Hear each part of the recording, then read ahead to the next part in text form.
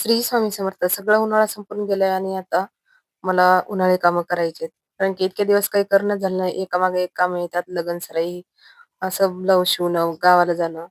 तर आता काल मी शेवया बनवून आणल्या आणि आज मला बनवायच्यात साबुदाण्याच्या पापड्या. तर मी त्यासाठी साबुदाणा रात्रीच भिजत घातला होता. आधण ठेवलं पाण्याचं. त्यात मीठ घातलं, साबुदाणा घातला आणि भगर घातली. छान शिजू दिलं आणि हे शिजल्यावर चांगलं शिजलं ना म्हणजे मोडत नाही. तर चांगलं शिजू द्यायचं ह्याला. मस्त शिजलंय. आता याला ना कॅरी बॅग किंवा आपलं पांढरं पोतं असतं त्याच्यावरच घालायचं. कारण की पाणी टाकायची गरज नाही, काही नाही. नाहीतर कपड्यावर घातलं की पाणी टाकावं लागतं. तर मी याच्यावरच घालत असते. नंतर मला कुरडयासाठी गहू भिजत घालायचे होते आणि तांदूळ पण भिजत घालायचे होते पापड्यासाठी.